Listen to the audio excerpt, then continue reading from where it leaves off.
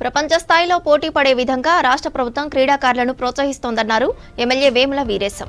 నల్గొండ జిల్లా నకరేకల్ పట్టణానికి చేరుకున్న టార్చ్ ర్యాలీకి స్వాగతం పలికారు ఎమ్మెల్యే. మెయిన్ సెంటర్ వరకు ర్యాలీలో పాల్గొన్నారు వేముల వీరేశం. గ్రామస్థాయి క్రీడాకారుల్లో ఉన్న నైపుణ్యాన్ని వెలికి తీసేందుకు సీఎం రేవంత్ రెడ్డి ఈ పోటీలను నిర్వహిస్తున్నారని తెలిపారు. క్రీడా యూనివర్సిటీ స్థాపించి క్రీడాకారుల నైపుణ్యాన్ని ప్రోత్సహించేలా ప్రభుత్వం పనిచేస్తోందన్నారు వేముల వీరేశం.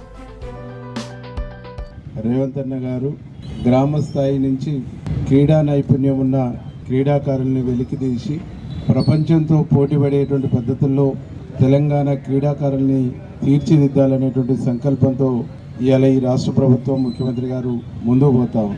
గ్రామీణ స్థాయిలో క్రీడాకారులను ప్రోత్సహించాలనే ఉద్దేశంతో ఈరోజు సీఎం కప్ పేరుతోని గ్రామ స్థాయి నుంచి మండల స్థాయి, మండల స్థాయి నుంచి జిల్లా స్థాయి, జిల్లా స్థాయి నుంచి సెలెక్ట్ అయినటువంటి వాళ్ళను రాష్ట్ర స్థాయిలో ప్రోత్సహిస్తూ ఈ దేశానికి మంచి క్రీడాకారుల్ని అందించేటువంటి ఒక సంకల్పంతో ముఖ్యమంత్రి గారు ముందుకు పోతూ ఉన్నారు. అందుకోసమే క్రీడా యూనివర్సిటీని కూడా తెలంగాణలో స్థాపించడం, అన్ని రకాలుగా క్రీడాకారులను ప్రోత్సహించేటువంటి ఒక దూరదృష్టితో ముఖ్యమంత్రి గారు ముందుకు పోతాం.